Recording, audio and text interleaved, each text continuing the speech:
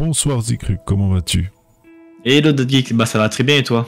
Écoute, super, je te reçois, je suis content, donc ça me fait plaisir de te recevoir, on se connaît depuis un petit moment maintenant. Est-ce que tu pourrais te présenter en quelques mots pour ceux qui te connaissent pas, s'il te plaît? Ouais, je peux faire ça. Bah du coup, moi c'est Zikru, donc je m'appelle Gauthier dans la vie de tous les jours et je suis streamer caster sur League of Legends, Valorant et Apex. Ok, super. Est-ce que tu pourrais nous parler un peu de tes passions? Mes passions, bah c'est simple, hein, c'est le jeu vidéo. Je pense qu'en vrai c'est un peu logique de répondre ça, mais ouais, c'est du coup le jeu vidéo et la compétition qui est mise du coup dans le jeu vidéo. Ok, super, génial. Alors j'ai une nouvelle petite rubrique que j'ai mis depuis une émission là. Je voulais te poser la question. Quel est le jeu vidéo qui t'a marqué le plus, toi? Ah, moi c'est Overwatch, hein. C'est sûr, hein. Ok. Sûr à 200%, c'est le jeu qui m'a réellement marqué déjà en termes de, on va dire, voir la vie au niveau de l'e-sport, tu vois, en tant qu'interne, et même en termes de festival et des événements que j'ai pu participer dedans, c'est celui-là où il y avait les plus gros, quoi, tout ce qui est la Coupe du Monde, tout ça. C'est vraiment le jeu, j'étais en mode ah ouais, ben on peut faire ça avec du jeu vidéo, c'est impressionnant, quoi. Ouais, bah clairement, ouais, je comprends. Ok, super. Toi, tu as commencé sur quoi comme genre de machine? Tes premiers jeux vidéo, c'était sur quoi? PC directement? Non, du tout, moi je suis de console de base. Je suis un joueur console de base, j'ai commencé, je dirais. Alors, à mes souvenirs, il me semble que c'était sur la Game Boy Advance, avec du coup les premiers Pokémon. Après, j'avais décalé, et ma première console, on va dire fixe, c'était la GameCube, du coup, que j'avais eu quand j'avais quoi? J'avais 5 ans, je crois, 5-6 ans. Et j'avais allumé Mario Kart Double Dash, qui est un jeu très cool, et d'ailleurs, je trouve, il a pas trop mal vieilli, tu vois. Ouais. Ah, ok, c'est cool ça, c'est plutôt cool. Donc tu connais un peu le thème de l'émission, hein, Dad Geek & Co, c'est une émission de partage, de motivation. Et donc comme tu nous l'as dit plus tôt, toi tu es caster et joueur, tu as joué donc même à un très bon niveau si je ne m'abuse. C'est ça, ouais, effectivement j'ai joué en top leader européen sur Overwatch en tant que support. Et d'ailleurs j'ai joué à l'ECS, pour ceux qui connaissent, pour ceux qui sont de la maison on va dire. Et ouais, actuellement du coup je suis caster sur League of Legends et Valo. Overwatch 2, je sais pas encore qu'est-ce que ça risque de donner, comme dit il faut attendre au niveau de Blizzard, on n'a pas forcément d'informations. Et Apex, ben il n'y a pas grand chose non plus en Europe, donc bon. LoL et Valo ça me suffit largement cas pour l'instant. Ok, bah, bon, c'est deux jeux qui prennent pas mal de temps aussi et qui, voilà, c'est plutôt sympa. C'est sûr. Du coup, toi, ton expérience, on va commencer par l'expérience en tant que joueur, comment t'es arrivé dans l'e-sport? Comment je suis arrivé dans l'e-sport? Alors, de base, je suis arrivé dans l'e-sport plus ou moins avec mon père en fait. Dans le sens où j'ai commencé. De base, j'avais que des jeux solo et les premières compétitions que j'ai fait c'était sur Forza du coup. Et c'était quoi quand j'avais, je crois, 13 ans. En fait, mon père aimait beaucoup faire le championnat de France sur ce jeu sur Xbox 360 encore. D'accord. Et donc, du coup, ben, pendant un an, je le regardais jouer. C'était, je crois, un soir par semaine, il me semble. À l'époque, et je me suis dit, en vrai, c'est cool, tu joues contre plein de gens que tu connais pas forcément, et tu te mesures à d'autres gens avec les mêmes caractéristiques et tout ça. Je trouve que c'était pas mal cool, tu vois, sur le pied d'équilibre, on va dire. Ouais. Et donc, du coup, j'ai regardé mon père jouer pendant un an en championnat de France, et l'année d'après, j'avais eu ma Xbox One, il me semble, si je dis pas de bêtises, et c'était avec Forza 5, il me semble. Et donc, du coup, j'avais fait les championnats de France, et j'ai gagné ma première LAN d'ailleurs sur Forza, c'était la Digital Game Manga Show à Strasbourg. D'accord. En 2015. D'ailleurs, j'ai encore la médaille normalement qui doit être rangée là dans un de mes tiroirs. Ah oui, ça se conserve, hein, ce genre de trophée, c'est normal. Hein. Attends. Regarde, elle est encore toute propre et tout. Regardez. Ah bah GG, ouais. Voilà. Ouais, elle est belle en plus. Hein, avec marqué le petit truc gravé derrière. Bon, du coup, c'est un peu.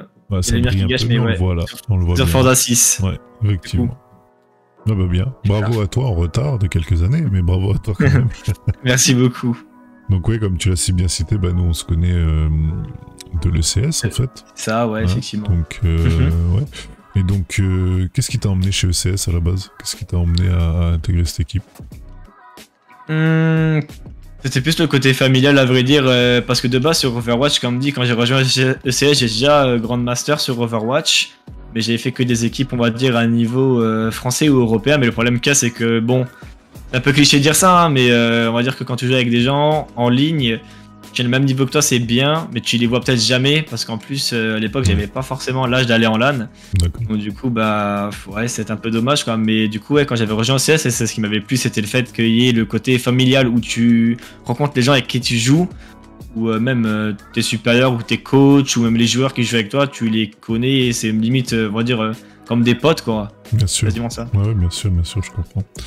Et toi, tu parles d'un niveau, c'est quoi, Grandmaster? C'est ça, parce que moi je ne connais pas trop sur Overwatch. C'est ça, c'est Grandmaster. Bon, en fait, en gros, quand tu fais de la compétition sur Overwatch en compétitif, du coup, tu as différents rangs. Donc, tu as bronze, argent, or, platine, diamant, maître, grand maître. Et après, parmi les grands maîtres, tu en as 500 qui sont sélectionnés, c'est les 500 meilleurs. Ouais, okay. Et du coup, ça s'appelle le top 500. Et là où j'ai fini, du coup, on va dire ma pseudo-carrière, j'étais dans le top 100 européen pendant 3 mois. Et j'étais dans le top 500 pendant 1 an et demi. Ah bah tu vois, là c'est déjà plus clair et ça va parler à plus de monde du coup, parce que c'est vrai que si tu connais pas le type de classement et tout ça, bah ouais, t'étais quand même dans les 100 meilleurs européens, ce qui est pas négligeable, clairement. Hein. C'est ça. Clairement. Ah, franchement, ouais, c'est une de mes plus grandes fiertés, je pense, à l'heure actuelle. Hein. Ah bah, bravo, franchement, parce que c'est pas... On sait qu'il y a énormément de monde sur ce genre de jeu en plus, donc voilà, c'est pas un petit jeu où tu te dis, bon, de toute façon, il y avait que 500 personnes, ça va quoi. Non, là, il y a du monde, il y a beaucoup de monde, et donc, ouais, bah... Franchement, nickel, super. Et du coup, qu'est-ce qui t'a emmené à faire cette transition vers le cast? Qu'est-ce qui m'a emmené à faire cette transition vers le cast? Bah, je dirais l'envie. En fait, genre, de base, comme dit, j'étais un peu en période creuse où j'étais plus en mode full stream, où je streamais tous les jours. Et il y a un soir, il y a quoi? Il y a, je dirais, 6-7 mois, même pas 6-7 mois. J'ai eu en fait une ancienne connaissance à moi qui s'appelle Glanicon d'ailleurs. Je sais pas si un jour il passera sur la vidéo, il la verra. Bah, il est venu me voir en fait en DM sur Discord, il m'a dit écoute bro, je sais que t'aimes beaucoup LOL, écoute il y a notre équipe, il me semble que c'était l'équipe 2 qui était level master je crois, genre elle joue ce soir, est-ce que tu vas venir cast? Et puis bah je suis allé faire le cast quoi avec mon expérience de base et après ça j'ai quand même bien kiffé, j'étais en mode en fait c'est bien parce que du coup j'avais regardé déjà un petit peu de la compète sur LOL et je me suis dit en vrai... Tu vois, commenter les événements et tout, genre t'es à Paris, tout ça, franchement, c'est quand même un truc que je trouve c'est quand même cool, quoi, à faire. C'est un truc qu'il faut vivre, je pense, dans sa vie, quoi. Surtout quand t'aimes bien le jeu vidéo. Tout à fait, ouais, j'imagine bien, non, mais c'est clair que ça doit être une très belle expérience. Hein. Bon, moi j'ai fait quelques casts vite fait, et j'ai beaucoup aimé, hein. J'ai beaucoup aimé, comme dit, j'étais joueur avant aussi, bon, pas au même niveau que toi, mais... Et faire le cast après, c'est vrai que c'est une autre expérience, mais c'est plaisant aussi parce que t'es là, tu peux faire un peu le show et tout. Et voilà, quand on te connaît, on sait que tu es aussi un personnage à part entière, hein. Et c'est ce qui est bien, ça. Et c'est ce qu'on aime aussi chez toi, tu vois, qu'on apprécie chez toi. Et donc, quel aspect tu as préféré? Est-ce que tu as préféré être joueur haut niveau ou caster? Ou c'est vraiment totalement différent et du coup tu prends autant de plaisir dans l'un que dans l'autre, je ne sais pas. Je pense que c'est un petit peu comme tu m'as dit à la fin, c'est un peu le... Les deux sont très bien en vrai, dans le sens où en tant que joueur, quand tu joues en top leader, bah, tu connais le cercle on va dire de gens qui ont... Bah, par exemple les joueurs de l'équipe de France, la plupart, j'avais déjà largement joué avec eux, ou j'avais déjà même discuté avec eux en vrai, donc ça fait plaisir quoi, on va dire quand tu joues avec des gens qui sont représentants nationaux de ton pays sur ton jeu, le fait que tu dises que tu joues avec eux, ça fait plaisir. Après le truc c'est qu'en tant que joueur, je trouve que t'as quand même... T'as une pression, tu vois, par rapport à tes performances que dans le cast, t'as pas forcément la même. Parce que dans le cast, t'es plus en mode... je dénigre pas, hein, mais t'es plus dans le côté communautaire à... Bah, comme dit, tu commentes, donc tu dois plus donner de voix et justement donner l'impact dans le jeu. Quand il y a un beau move, tu dois hausser le ton, vraiment montrer aux gens que là, il y a eu un gros move, que là, le joueur justement en question, les bons joueurs, quand ils font des belles actions, il faut le souligner. Et c'est justement en mettant des coups de dynamisme dans le cast que tu peux créer une sorte d'embrassement on va dire, et après par la suite les gens qui regardent, ou les gens même si tu le fais par exemple en LAN, c'est là que après la foule elle commence à chauffer, et je trouve que c'est un truc qui est vraiment aussi très très appréciable de faire ça quoi. Ok, ouais, non, super, franchement ça donne envie quand on t'entend parler de tout ça et tout. Et qu'est-ce que toi tu pourrais conseiller à des gens qui voudraient se lancer dans l'e-sport par exemple aujourd'hui? Les gens qui veulent se lancer dans l'e-sport, je pense qu'il faut beaucoup de détermination, vraiment. Hein. C'est beaucoup de détermination, beaucoup de temps, dans le sens où il y a énormément de sacrifices à faire par rapport à ça, vis-à-vis de la vie sociable, vis-à-vis même de l'aspect mental. L'aspect mental, je pense, c'est ce qui fait la différence entre un bon joueur et un très bon joueur, dans le sens où parfois, t'as des games qui se passent pas comme tu le veux, t'as des games qui se perdent, c'est pas forcément de ta faute à 100%. Mais l'aspect mental, pour moi, il est très important. Et le côté régularité, détermination et la persévérance, c'est les plus gros points, je pense, pour quelqu'un qui veut se lancer dans l'e-sport actuellement. D'accord. Que ce soit en tant que joueur ou même en tant que caster ou de streamer, il faut toujours essayer de se renouveler, essayer d'aller de l'avant pour s'améliorer. Et quand tu regardes Overwatch, avant que je monte dans le top 500, j'avais joué 5-6 mois sur console, j'étais monté master. Et après, comme dit, j'avais mis 1 an et demi à monter à Grandmaster sur PC, mais j'avais jamais touché un seul PC de ma vie. D'accord. Donc quand je suis venu sur PC, je me suis dit, bon, j'ai envie de faire de la compète, et je me donne... En fait, je me suis pas donné de limite de temps. Je me suis juste dit, je vais jouer, je vais tryhard, et de toute façon, dans tous les cas, ça montera au bout d'un moment. Et quand tu regardes, j'ai mis quoi? J'ai dû mettre, tous mes comptes confondus, je dois avoir facilement 2000 heures de jeu, voire 2500. Et après je suis monté dans le top 500 et j'étais très content, quoi. Et je me suis dit, en vrai, il y a 2 ans, jamais de la vie je me serais dit je suis dans le top 500 européen sur un jeu sur PC, quoi. Enfin, surtout FPS, tu vois, je me dis en termes de visée, tout, tu dis mais c'est pas possible en fait, c'est trop compliqué. T'as des gens, ils jouent depuis des années, ils arrivent pas, et toi c'est pour ça qu'il faut avoir de la détermination, quoi. C'est clair, faut pas venir les mains dans les poches, il faut... De toute façon, comme dans tout, quand on veut une chose, faut aller la chercher, je pense, et voilà, rien lâcher. Dis-moi, est-ce que toi, tu as envie aujourd'hui de ça, ou est-ce que tu as Non, du tout. Ok, d'accord. Du tout. J'ai eu des bons gains quand j'étais justement sur Overwatch avec les tournois, même les petits events d'ailleurs qu'on a vu sur les stands Omen, dans un petit peu toutes les LAN que j'ai fait, il y avait des LAN à Paris, tout ça, je suis reparti avec des bons lots, on va dire, des faciles 100-200 euros de matériel ou même de goodies, hein. Je veux dire, quand tu pars, t'as 2 ou 3 maillots que t'as gagné sur le stand, mais le maillot vaut 70 € pièce, bah oui, tu t'es fait une convention à 210 € alors que t'as payé juste le billet d'entrée, quoi. Bien sûr, ouais, tout à fait. Donc en soi, j'en vis pas, mais comme dit, je suis content de ce que j'ai gagné et je le regrette vraiment pas, quoi. Et ton meilleur souvenir en compétition, c'est quoi ton meilleur souvenir, celui que tu garderas tout le temps? Alors j'en ai 2. Il y en a un que j'ai vécu en tant qu'acteur et un que j'ai vécu en tant que spectateur. Déjà celui-là en tant qu'acteur, c'est sûr, c'est quand j'avais fait la demi-finale à la Paris Games Week. Parce que du coup j'étais cast par Zaroid d'ailleurs. Et c'est un de mes casteurs préférés, je le suivais à ses tout débuts sur YouTube. Et le fait de l'avoir déjà en face de moi, je l'avais déjà croisé avant, comme dit, sur les événements qu'il y avait à Colmar et un petit peu partout en France. Vu qu'il travaille avec Omen. Mais là, le fait d'être sur Paris, t'es sur la grande scène. En plus, je me souviens, il me semble que j'avais le maillot ECS, tout ça.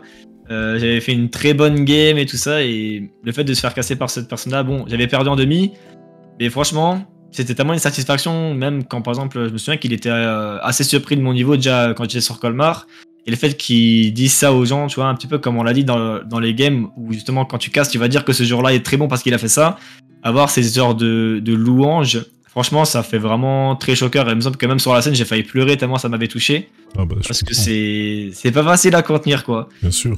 Et en tant que spectateur, c'était quand j'étais du coup allé à la Coupe du Monde, comme j'ai dit, à Paris. Donc j'étais monté à la Défense pendant un week-end pour aller à la Coupe du Monde. Et franchement, c'était un truc de ouf parce que c'était en interne, sous la Défense. Il y avait des joueurs qui venaient d'Angleterre, un petit peu tous les pays, quoi, pour faire leur équipe nationale. Et je me souviens que la France, oh là là, ils avaient un niveau monstrueux déjà de base. Et et c'était abusé parce que déjà la foule, on avait fait salle pleine directement, c'était vraiment un truc de malade. Et même ce qui était très cool, c'est que du coup, comme je t'ai dit, dans les top 500, au bout d'un moment, tu te connais un petit peu tout le monde. Oui. Et quand t'arrives là-bas, tu vas dans les tribunes, t'as ton maillot, tu tournes la tête à gauche, tu vois le mec, oh putain, je te connais, tu jouais pas chez Orcs ou quelque chose comme ça. Bah si, c'est le mec qui jouait là-bas, que t'avais joué avec lui, ou bien sûr dans la tête à gauche, il y avait quelqu'un d'autre que t'avais joué en enquête, quoi. Et franchement, ça, je trouve, c'était vraiment incroyable, quoi. Même sur le coup, en vrai, c'est un peu une private joke, mais ce qui m'avait fait délirer, c'est qu'en gros, j'ai un ami à moi qui s'appelle General Delta, qui est un très très bon joueur de DPS sur Overwatch. En gros, on s'était jamais vu IRL, et en fait, on était assis un à côté de l'autre, et moi j'ai dit, en vrai, vas-y, il joue bien et tout. Et on était en train de discuter, et c'est à un moment, il me dit, ouais, mais en vrai, tu joues quel rôle? Et on commence à discuter, on fait, mais c'est bizarre, tu vois. T'as cette impression de connaître la personne, mais sans la connaître. Ouais, et du coup, il te dit son pseudo, tu fais, non mais jure, en fait, c'est pas possible. Et en vrai, ça m'a vraiment laissé des très très bons souvenirs d'avoir ce genre de moment-là. Ouais, j'imagine. Est-ce qu'il y a des personnes que tu as rencontrées justement sur des games ou quoi et qui sont devenues des amis dans la vie, quoi? Alors dans la vie, oui, non, comme dit General Delta, il passe certaines fois sur mes streams. Après, dans la vie de tous les jours, j'ai pas eu forcément... J'ai eu des gens qui sont venus, qui sont devenus mes amis par rapport à ça. On va dire, c'est un peu le... Comment dire? C'est un peu le retour de le retour de force, ou dans le sens quand tu commences à parler avec beaucoup de monde ou avec des gens connus, ou quand tu commences à avoir un cercle, tu vois, un peu restreint, t'as forcément des gens qui vont venir te parler en tant qu'amis, on va dire. Après, c'est comme ça, on va dire, c'est un petit peu la loi de un peu toutes les popularités, je pense. Donc oui, j'ai eu des amis qui sont venus me voir par rapport à ça, mais c'est jamais resté des vrais amis, tu vois. Mes vrais amis, j'en ai un seul, il s'appelle Cyril, et ça fait 9 ans que je le connais, et c'était déjà avant que je commence à percer sur les jeux e-sportifs, quoi. D'accord. Non, bah, c'est bien aussi de le dire. C'est bien aussi de le dire, clairement. Clairement, c'est une très bonne chose. Dis-moi maintenant, quels sont tes projets là pour la suite des événements, quoi, pour les mois à venir? Pour les mois à venir, ce que je compte faire, très sincèrement, j'ai beaucoup réfléchi. Déjà, je pense qu'en termes de... Comme dit, le fait d'intervenir sur des conventions dans l'Alsace, j'aimerais énormément faire ça. Parce que je trouve dommage qu'il y ait beaucoup de conventions, tu vois, où il y a des scènes. Il y a moyen de faire du travail, je pense, sur ça pour avertir les gens ou même pour faire découvrir ça à des gens. Comme dit, moi, mes parents, c'était les premiers surprises. Ils disaient non, mais vas-y, c'est pas possible. Et quand ils ont vu que je commençais à rentrer un petit peu d'argent par rapport à ça, ils se disaient bon... ok, ils gagnent de l'argent parce qu'ils jouent aux jeux vidéo dans certains trucs, ou parce qu'ils castent, ou parce que ci, ou parce que ça. Et je pense qu'il y a beaucoup de monde qui peuvent être surpris de l'interne du métier. Tu vois, même des joueurs qui sont, comme tu l'as dit, qui veulent se lancer dedans. Bah, comme dit, il n'y a pas forcément tout le monde qui ont les contacts pour réellement avoir ça. Et je pense que le fait d'intervenir dans les conventions en Alsace, déjà, ça peut être un bon point pour avertir, on va dire, à la jeunesse ou les jeunes personnes qui veulent se lancer dans l'e-sport. Bien sûr, tout à fait. Tu as tout à fait raison. Non, mais c'est bien, c'est une bonne chose. C'est pour ça que cette émission est là aussi. Comme tu le sais, on partage sur plein de points. Donc que ce soit le jeu vidéo, que ce soit l'e-sport, que ce soit des drames ou des choses difficiles qui t'arrivent dans la vie, ou des aventures que les gens vivent, des projets qu'ils mettent sur pied. Et donc c'est bien ton discours de pouvoir vouloir partager comme ça, clairement. Est-ce que tu as déjà des dates sur des choses à venir là, ou des prochains casts, ou des choses comme ça? Parce que je vois que tu as un joli maillot. Est-ce que tu peux nous en parler? J'ai un joli maillot PCS. Alors, en soi, c'est pas encore forcément 100% officiel, comme dit, parce qu'on attend encore de voir au niveau de l'organisation. Mais le prochain tournoi qui arrive normalement où je devrais cast, c'est la TGS, donc la Toulouse Gaming Show qui se passe à Toulouse dans 2 semaines. Du coup, c'est le 27 et 28 novembre. Là justement demain je vais à la... Bon du coup je pense que la vidéo ça sera passé, mais du coup le week-end du 13-14 je vais à la Geek Helters à Mulhouse. Oui. Et sinon en termes de prochain cast en principe je prends un petit peu ce qui vient, vu que du coup je travaille avec plusieurs assos, comme dit il y a PCS qui m'ont lancé, donc eux c'est on va dire la famille où je vais assez souvent pour cast. Ça peut m'arriver aussi de cast chez Exaltic quand ils avaient du Valorant. Ça peut aussi m'arriver de caster chez Oslo où justement il y avait eu des partenariats avec XP, avec les écoles XP. Bon, pour le moment, je peux pas en dire plus parce que je sais que le tournoi est encore en orga. D'accord. Mais c'est en cours, quoi. Et sinon, après, il y a aussi pas mal Zetox TV qui me propose des cas sur Overwatch ou sur LoL, quoi. Ok. Et mais du coup, quand tu streams ces équipes-là, tu streams sur leur chaîne directement? C'est sur leur chaîne, c'est ça. Moi, je mets le host vis-à-vis de ma chaîne Twitch et après, directement, je vais cast en fait sur leur chaîne à eux. D'accord. Et du coup, je pense que tu communiques peut-être sur les réseaux, le fait que tu castes. Ok, ouais, c'est une bonne chose. Effectivement. Je communique sur Twitter et sur le Discord, enfin sur mon Discord du coup. Ouais, de manière, on mettra tous les liens dans le descriptif de la vidéo, comme ça si les gens veulent te contacter ou connaître un peu où ils peuvent regarder ton travail et tout, donc comme ça ils pourront te suivre, c'est plutôt cool. Ouais, clairement, c'est super cool ça. On sait qu'on peut te trouver aussi souvent à l'EGA, parce que dans une vidéo précédente, on a reçu Chaos qui nous a un peu parlé de toi. Du coup, c'est plutôt cool, hein, on connaît tous les deux l'EGA, on connaît tous les deux oui, clairement. les gérants. Les patrons. Voilà, les patrons. Et donc tu es souvent là-bas, et tu joues à quoi là-bas? Toujours pareil, Overwatch, LoL? Overwatch un peu moins, comme dit, j'attends beaucoup Overwatch 2 moi personnellement. Actuellement c'est vraiment beaucoup plus LoL Valo, comme du coup je dois me focus sur ça pour le cast, vaut mieux, parce que le côté un petit peu on va dire cool mais moins cool, c'est que par exemple par rapport à tes casts, t'as différents casts que tu peux faire. T'as des casts on va dire un peu plus casual, où tu vas cast des petites structures ou des petites équipes ou des petits tournois où là on va dire n'importe qui peut se lancer pour faire du cast comme ça, tu vois.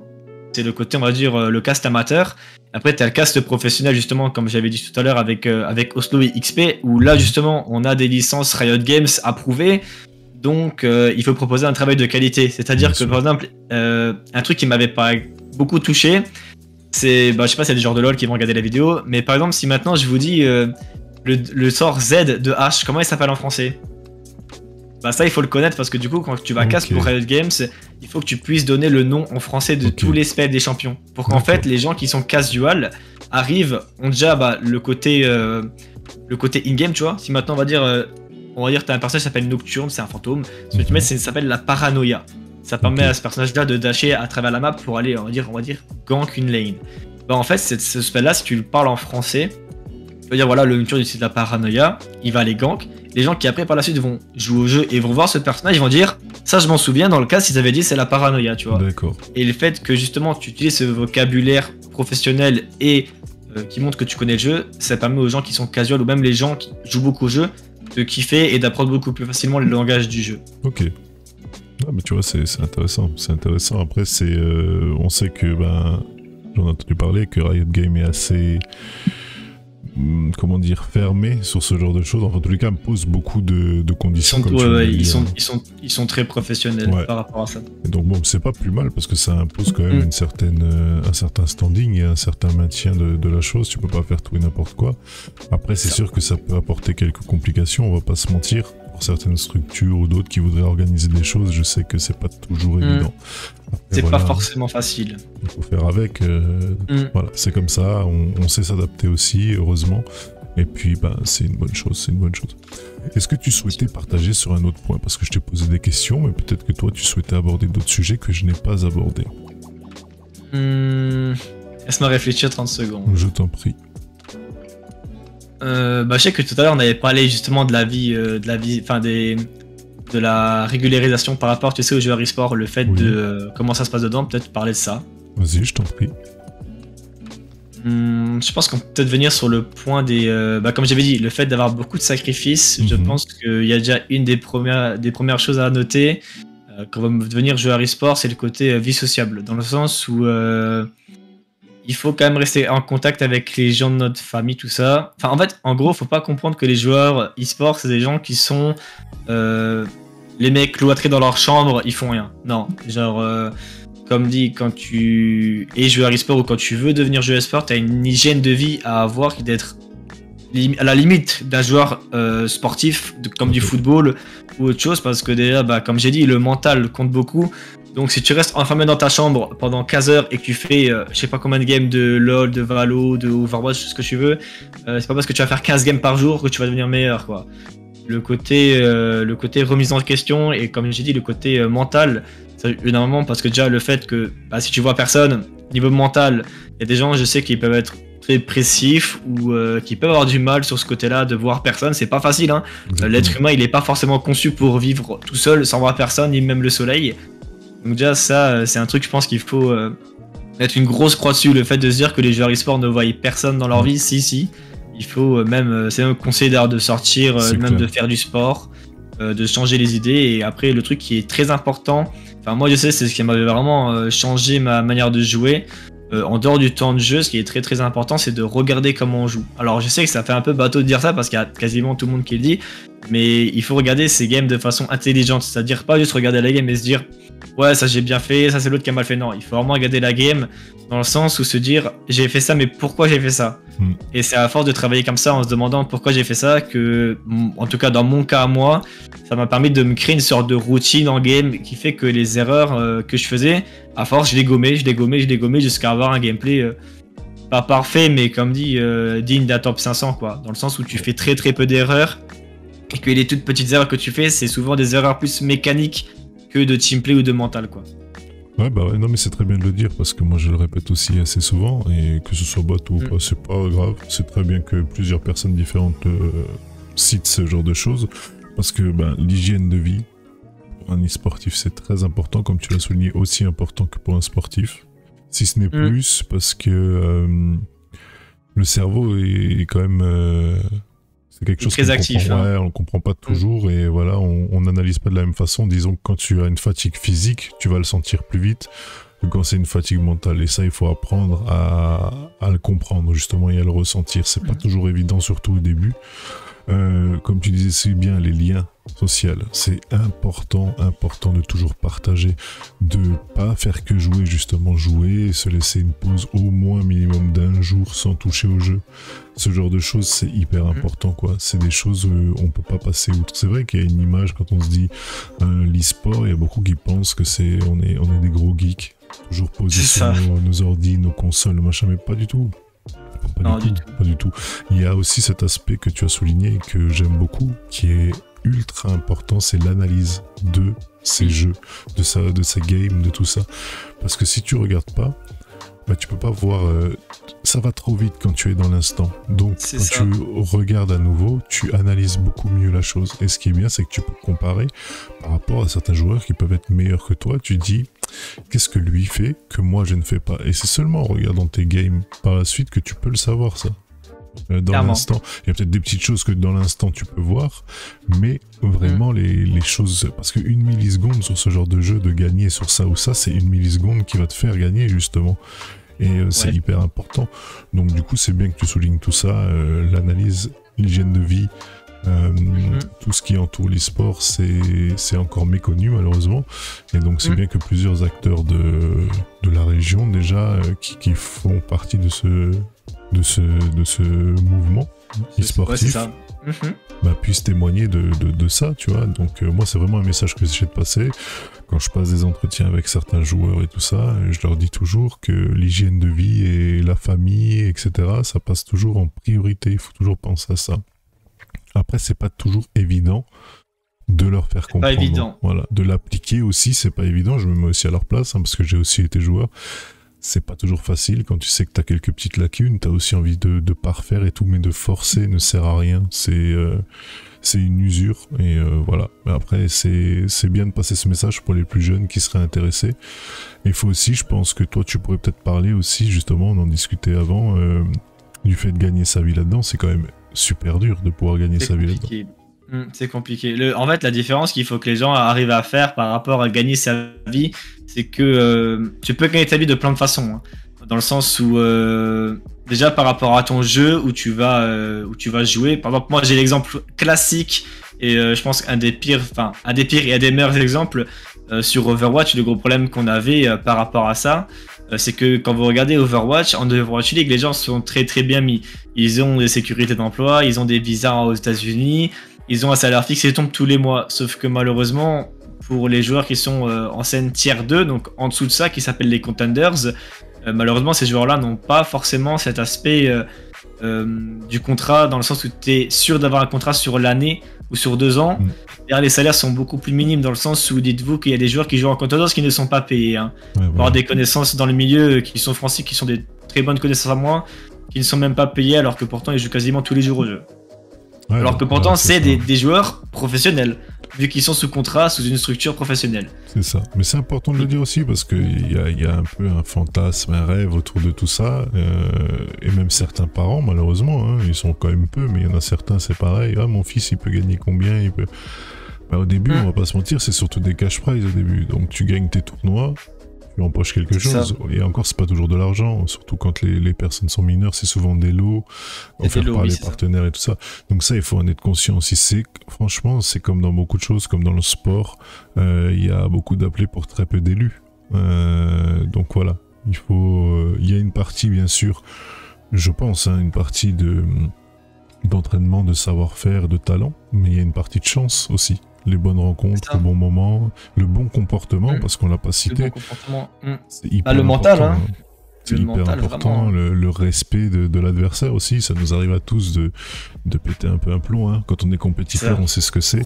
Mais je pense que le respect, surtout pour les structures aujourd'hui, et justement pour le message qui est véhiculé, c'est hyper important, quoi. C'est des choses qui sont à mettre en avant.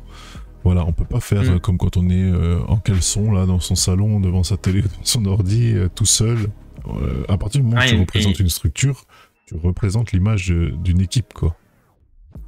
Ouais, effectivement. Et même par rapport à ça, tu vois, même c'est-à-dire que même le mec, comme tu l'as dit, en caleçon dans son salon, même par rapport à ça, comme dit, si tu joues à un certain niveau, tu n'as plus le droit d'être toxique. Même par exemple, si maintenant moi, tu vois, en top 500, je commençais à être toxique en game ou vraiment à parler très très mal à mes alliés ou à mes ennemis. D'ailleurs, ça peut se retourner clairement contre toi, donc ça sert absolument à rien. Bah, c'est ça, c'est contre-productif. C'est vraiment dommage, quoi. C'est ça. Non, mais c'est bien de le lire. En soi, je pense que le message le plus important à donner à la jeunesse, parce que j'en vois beaucoup, hein, genre comme dit, je travaille dans le social, moi, dans la vie de tous les jours. Okay. Je pense que le message le plus important à transmettre à la jeunesse ou aux gens qui veulent se lancer dedans, c'est ne vous lancez pas dans l'e-sport pour en faire votre gagne-pain. Très bien. Dans le sens où, comme tu l'as dit, c'est un métier qui est très très compliqué. Parce que tout d'abord, il faut, comme tu l'as dit, la chance. Derrière, il faut les contacts. Comme dit, moi, le truc, comme j'ai dit, hein, ma plus grande fierté pour moi par rapport aux événements, comme vous avez pu entendre, hein, c'est pas les cash prizes que j'ai gagnés à Paris ni quoi que ce soit. Hein, c'est le fait d'avoir eu des gens que je respectais énormément me respecter en me disant qu'il a bien joué, tu vois. Et ça, pour moi, c'est la plus grande des satisfactions que tu peux avoir. Bien sûr. Parce qu'en soi, la personne, tu la connais. Cette personne-là, tu vas l'étonner, donc elle va te connaître, et c'est à force d'avoir des sortes de compliments, satisfactions comme ça de plusieurs personnes qui vont te créer ton cercle, et c'est avec ce cercle-là que toi, après, tu peux passer pro ou pas. Mais malheureusement, des joueurs qui maintenant viennent du jour au lendemain, qui se font des milliers d'euros et qui repartent, personne ne les a connus, il y a un seul jeu où ça a été fait, et un seul jeu unique, c'est Fortnite. C'est tout. Donc voilà, les joueurs d'Overwatch, il n'y a quasiment jamais eu ça. Valorant, c'est la même chose, hein. Quand on regarde bien la scène Valorant à niveau français, à niveau européen, c'est tous des anciens très gros joueurs de CS ou des anciens très gros joueurs de Apex ou Overwatch. LOL, c'est pareil, hein. Quand on regarde Faker, ça va faire des années et des années que c'est un très très bon joueur et c'est un joueur professionnel sur le jeu. Mais comme dit, il a dû créer sa route, on va dire. Sa route et son cercle. C'est ça, hein, c'est... En fait, il faut venir par passion à la base. C'est comme beaucoup de choses, c'est comme le stream, c'est comme sur YouTube. Il faut le faire d'abord par passion. Et Mangalore l'a encore cité dans une vidéo précédente, c'est que si tu viens faire ça, le stream, ou je parle de Twitch ou de n'importe quelle plateforme, ou YouTube, hein, si tu veux faire ça pour la monnaie, arrête tout de suite parce que tu vas plus vite te décourager que tu ne vas rentrer de monnaie, ça c'est certain. C'est certain. Le truc qu'il y a surtout à souligner par rapport à ça, c'est que moi j'ai toujours dit un truc, c'est que quand tu mènes un projet, comme dit, qui te passionne déjà de base, dans la vie c'est comme ça, quand tu mènes un projet, ça va te coûter cher. Dans le sens où, oui, il faudra mettre plus d'argent, oui, il faudra mettre plus de temps, oui, il faudra mettre plus de motivation. Parce qu'en fait, si tu veux vraiment avancer et percer dans ce genre de domaine, il faut que tu mettes plus que les autres. Tu peux pas te permettre de te dire, ouais, je fais 1 heure de jeu et j'arrête. Ouais, mais non, tu peux pas, c'est possible. Clairement. Faut que tu investisses du temps. Après, il faut que tu gardes du temps pour toi, comme on l'a dit avant. Mais il faut que tu investisses du temps, il faut que tu investisses même de l'argent. Parce que comme dit, moi j'ai appris beaucoup tout seul, mais j'ai eu quelquefois fait appel à des coachs professionnels. J'avais eu d'ailleurs le coach de l'équipe de France qui avait fait des vidéos sur YouTube que j'avais demandé du coup.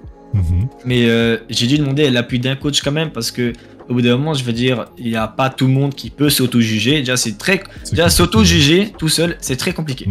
L'auto-correction, c'est quelque chose qui est très très compliqué parce qu'on a l'ego qui rentre en jeu.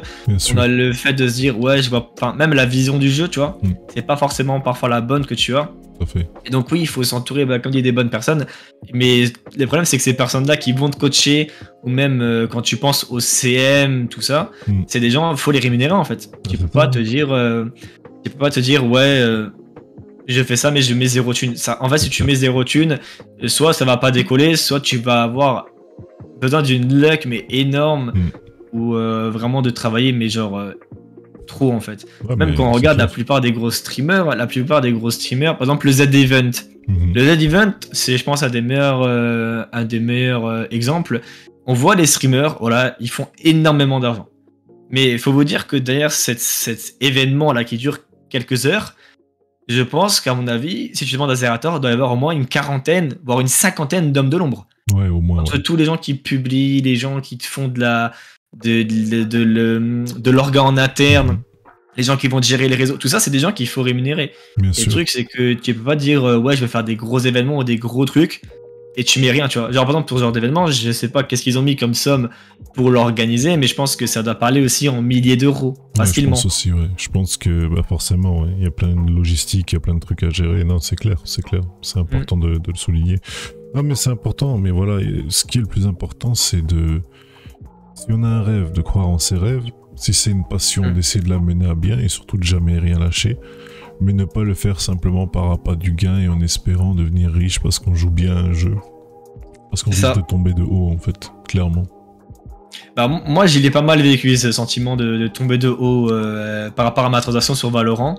Parce que comme dit, ma fin de pseudo-carrière sur Overwatch, je devais swap de jeu en fait, dans le sens où ça arrive à tout le monde de toute façon. La plupart des joueurs pro ont se swap un moment dans leur vie à se dire bon ben mon jeu ne fonctionne plus forcément très bien. Overwatch, je pense que tout le monde le sait, c'est un jeu qui est actuellement en grosse baisse.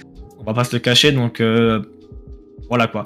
Au bout d'un moment, tu dis ton jeu il est en grosse baisse, comme j'ai dit, les salaires sont pas forcément ouf, malgré le travail que tu as mis dedans, ben parfois faire un swap de jeu c'est nécessaire.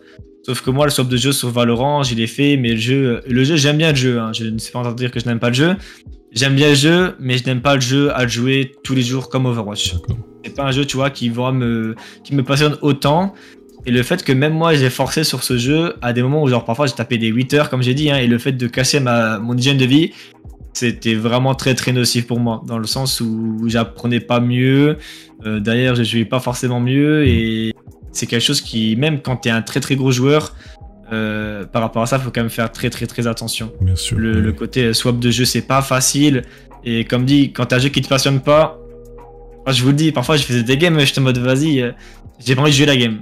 Mais vraiment, t'as vraiment ce sentiment, pour l'avoir vécu, t'as ce sentiment parfois quand t'es sur quelque chose qui te saoule ou que t'es pas passionné à fond, tu vas lancer une game, tu vas dire, franchement, j'ai pas envie de jouer la game. Ah bah et c'est un sentiment, c'est horrible, hein, parce que tu dis, tu joues à un jeu pour t'amuser, mais tu t'amuses pas en fait, t'es en mode, t'es en train de subir ton jeu. Ouais. Et je pense qu'à partir de ce moment-là, non, faut stopper. Enfin, moi, c'est la solution que j'avais trouvée, c'était de stopper le jeu carrément, parce que faut quand même se dire que t'as une vie en fait à côté du jeu, comme on l'a dit, et que c'est pas forcément quelque chose de simple mentalement à subir ça. Ah, c'est clair, c'est clair.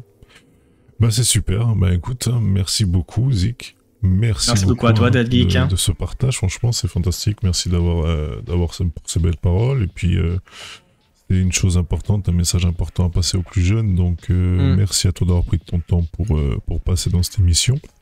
Il n'y a pas de souci. Merci beaucoup à toi de l'invitation. Bah, c'est un plaisir de te recevoir. Du coup, on a notre petit moment, comme tu connais, moment promo. Là, tu peux promouvoir ce que tu veux. C'est ton moment, c'est libre. Et donc, je te laisse la parole. Ok, bah si je peux faire une petite promotion du coup, je ferai une petite promotion pour mon stream du coup, donc les liens sont dans la description je pense. Tout à fait. Du coup le but de mon stream c'est quoi? Pour un petit peu parler de ça, c'est de créer une communauté universelle, dans le sens où tout le monde est accepté, peu importe l'âge, peu importe le sexe, et peu importe le niveau. Dans tous les cas, je fais comme dit quasiment plus de compétitive dans tous les jeux que je fais, que je casse ou que je stream. Donc du coup le but c'est vraiment de prendre du fun et de créer une communauté autour de la passion du jeu vidéo, où on va pas juger les autres. Même si quelqu'un joue pas forcément bien, vaut mieux le prendre par l'épaule et le montrer, vas-y viens on fait comme ça, et apprendre à avancer plutôt que de se bâcher et d'être trash quoi. Bien, très bien, très bien. De toute façon le lien sera dans la description comme on a dit de ta chaîne Twitch. Est-ce que tu as d'autres réseaux sociaux peut-être où on peut te retrouver? Oui, j'ai mon Twitter, du coup, c'est le même pseudo que sur mon Twitch. Enfin, ça, c'est Zikruc. En principe, mes réseaux sont tous. J'ai réussi à accorder tous mes réseaux. Qu'en fait, si vous marquez Zikruc, vous allez trouver sur mon Twitter et sur mon TikTok. Bah, de toute manière, on mettra tout ça. On mettra tout ça dans la description, comme ça facilitera justement les transitions. Si vous voulez rejoindre Zik sur ces réseaux, vous aurez juste à cliquer sur le lien et puis à vous abonner, tout simplement. C'est aussi simple que ça. Ben, écoute, et aussi petit leaks avant la fin, pour les gens qui viennent de la région Alsace, si jamais il y en a qui veulent me voir en vrai, je suis quand même quelqu'un d'assez accessible, hein, mais venez à EG à Strasbourg, parce que je sais, comme tu l'as dit, hein, j'y vais beaucoup, mais il y a pas mal d'événements qui vont se faire par rapport aux jeux que j'ai cités tout à l'heure, donc franchement n'hésitez pas à faire un petit tour, c'est super cool, il y a plein de jeux, il y a de la VR, il y a des bornes rétro, franchement c'est un régal, surtout pour les nights, l'ambiance night, moi je vous le dis les gens, faut la faire. Clairement. Voilà. Très bien, bah on mettra aussi le lien de l'EGA, tout ça, tous les réseaux encore dans la description, il n'y a pas de problème. Merci beaucoup Zik. Je te souhaite le meilleur pour la suite, hein, forcément. Yep. Nous, on sera amené à se revoir sur plusieurs choses, ça c'est sûr, tu vois. C'est ce que j'allais dire. Bah, écoute, passe une bonne Geek Shelter, du coup, c'est quoi? C'est le 13 et 14 novembre, c'est ça. Et, à Mulhouse. Et voilà, bah écoutez, on va vous remercier. Merci à tous ceux qui regarderont cette vidéo. Et puis n'hésitez pas à liker, vous abonner et à aller suivre Zik sur tous ses réseaux sociaux. Donc voilà. C'est ça. Bonne soirée à tous. Bonne soirée à tout le monde. Prenez soin de vous. Ciao, ciao.